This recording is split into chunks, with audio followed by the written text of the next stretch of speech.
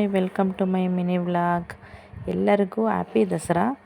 ಆ, ಇದು ನಮ್ಮ ಶಿವಮೊಗ್ಗದ ಆನೆ ಅಂಬಾರಿ. ಆನೆ ಎಮ್ಮೆಲೆ ಅಂಬಾರಿ ಕಂಡೆ ಅಂತ ಸಾಂಗ್ ನೆನಪು ಬರುತ್ತೆ. ಈ ಆನೆನು ಮತ್ತು ಅಂಬಾರಿ ನೋಡಬೇಕಾದ್ರೆ ಇದು ಗಾಂಧಿ ಬಜಾರಿಂದ ಮೆರವಣಿಗೆ ಬರ್ತಾ ಇರೋದು. ಇದೀಗ ಜೈಲ್ ಕಾಂಪೌಂಡು, ಅಂದರೆ ಈಗ ಹೊಸ್ದಾಗೆ ಫ್ರೀಡಮ್ ಪಾರ್ಕ್ ಅಂತ ನೇಮ್ ಕೊಟ್ಟಿರೋದು. ಸೊ ಅಲ್ಲಿ ಬನ್ನಿ ಕಡಿತಾರೆ. ಸುತ್ತಮುತ್ತಲಿನ ಶಿವಮೊಗ್ಗ ಸುತ್ತಮುತ್ತಲಿನ ಎಲ್ಲ ಜನ ಕೂಡ ಅಲ್ಲಿಗೆ ಬರ್ತಾರೆ. ಈ ಆನೆ ಅಂಬಾರಿ ಕೂಡ ಅಲ್ಲಿಗೆ ಬರ್ತಾ ಇರೋದು. ಈಗ ನೋಡ್ಬೋದು, ನಾನು ತೋರಿಸ್ತಾ ಇರೋದು ಇದು ಫ್ರೀಡಮ್ ಪಾರ್ಕು. ಇಲ್ಲೆಲ್ಲ ದೇವರುಗಳು ಸಹ ಸುತ್ತಲೂ ನಿಂತಿರುತ್ತೆ. ಬನ್ನಿ ಕಡಿಯುವಾಗ ಎಲ್ಲ ದೇವ್ರುಗಳು ನಿಂತಿರೋದು ನೋಡೋಕ್ಕೆ ಚೆಂದ.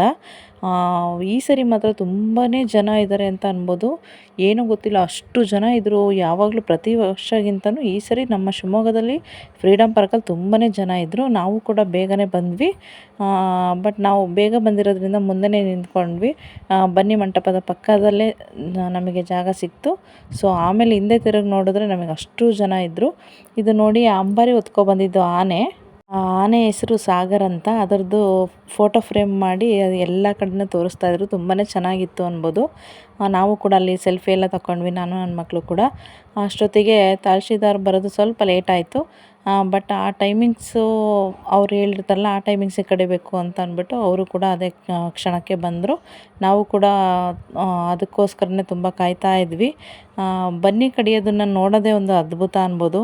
ಯಾಕಂದರೆ ಎಲ್ಲರೂ ಆ ಕ್ಷಣಕ್ಕೋಸ್ಕರ ವೆಯ್ಟ್ ಮಾಡ್ತಾಯಿದ್ರು. ತುಂಬಾ ಚೆನ್ನಾಗಿತ್ತು. ಬಟ್ ತುಂಬಾ ಜನ ಇದ್ದರು ಅಂತ ಅನ್ಬೋದು. ನೋಡಿ, ತಹಶೀಲ್ದಾರರು ಅದು ಬ್ರಾಹ್ಮಣ್ಸು ಬಂದು ಅದನ್ನು ಆ ಟೈಮಿಂಗ್ಸ್ ಎಲ್ಲ ಹೇಳಿರ್ತಾರೆ. ಸೊ ಅವ್ರು ಬಂದು ಅಲ್ಲಿ ಪೂಜೆ ಎಲ್ಲ ಮಾಡಿ ಅವರು ಪ್ರದಕ್ಷಿಣೆ ಹಾಕಿ ಮತ್ತು ಅದನ್ನೀಗ ಬನ್ನಿ ಕಡಿಲಿಕ್ಕೆ ಎಲ್ಲ ರೆಡಿ ಇತ್ತು.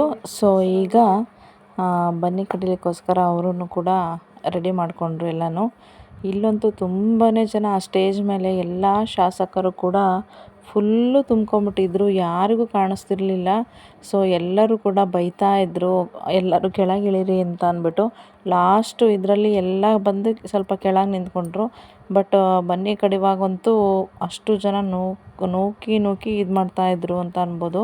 ಯಾಕಂದರೆ ಬನ್ನಿ ಕಡ್ದಿದ್ದು ಅದನ್ನು ತಗೊಳೋಕ್ಕೋಸ್ಕರ ಎಲ್ಲರೂ ಕೂಡ ತುಂಬಾ ನುಗ್ಗಿ ತುಂಬಾ ಇದು ಮಾಡ್ತಾಯಿದ್ರು.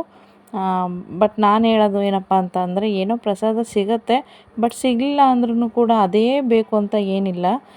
ಹೊರ್ಗಡೆ ಎಲ್ಲ ಮಾರ್ತಾ ಇರ್ತಾರೆ, ಅದನ್ನು ತಗೊಂಡೋಗಿ ದೇವ್ರ ಮುಂದೆ ಪೂಜೆ ಮಾಡಿ ಅದನ್ನು ಕೂಡ ಹಂಚ್ಬೋದು. ಅಲ್ಲಿ ಬನ್ನಿ ಕಡ್ದಿದ ತಕ್ಷಣ ಇಲ್ಲಿ ರಾವಣನ ತಲೆ ಸಿಡಿತಾ ಇದೆ ನೋಡಿ.